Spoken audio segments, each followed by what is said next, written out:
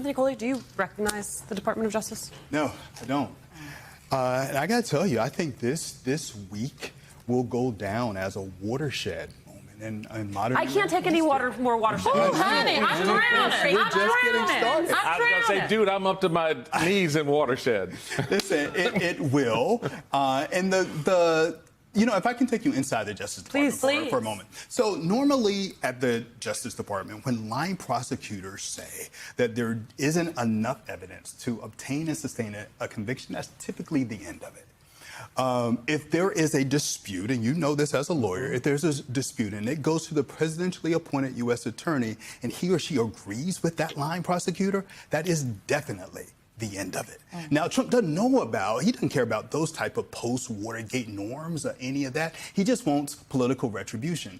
And he's now put people in place to do that. The good thing, though, and this is a chilling moment, but I do want to, just want folks to remember there are some guardrails, right? Where? There are guardrails. So the judge... I'm being serious. Where? The judge can still toss out these charges for vindictive or selective prosecution. They're going to ask for that. Right? They're going to do that. So that is a guardrail. And if it goes to a jury, they can still vote to acquit. So that's a good thing. Now, I want to be clear, even if that happens, Donald Trump will still claim a win because to him, the process itself is the punishment. To be clear, I think the process is the punishment. Yeah. I do, Vaughn. I think the process here is the punishment.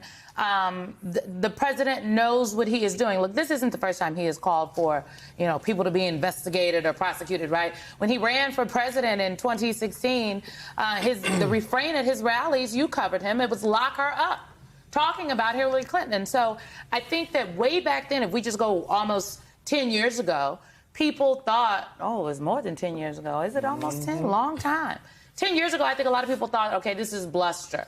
This is not something. He's saying these things, but he doesn't really mean them. Fast forward to the second Trump administration, he is making good on a number of things that he himself said on the campaign trail this last time. I think that's the most concerning part about this for me, for folks that are out there like, oh, well, I don't know, is Trump really mean this? He said it on the campaign trail a lot of times. Right. And two things that I go back to was a remark that he delivered back this last April.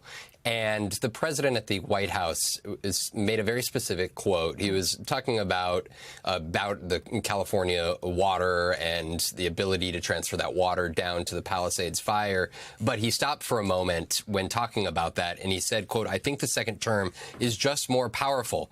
When I say do it, they do it.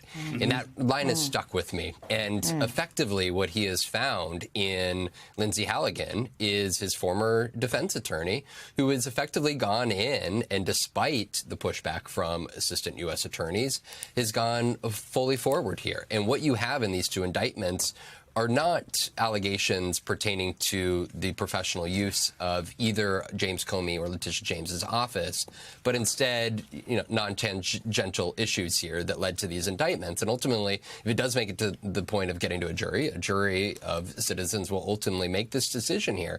But, if you go back to 2023, in November, at a rally down in Hialeah, Florida, I remember the president very clearly. This was coming right off of being found liable for civil fraud, for inflating the value of his assets for favorable loans. He went and spoke at that rally, and he said that this is the moment where they can now investigate others. And I think that is a moment here where you look at where we are here in 2025, the fact that we're 262 days into this administration with 1,200 more to go. The question is just how far will some of these acting U.S. attorneys be able to go, because they knew that they would have a difficult time confirming some of these U.S. attorneys, and that there was a plan to rely on some of these acting U.S. attorneys who have that same power that a confirmed Senate appointee does.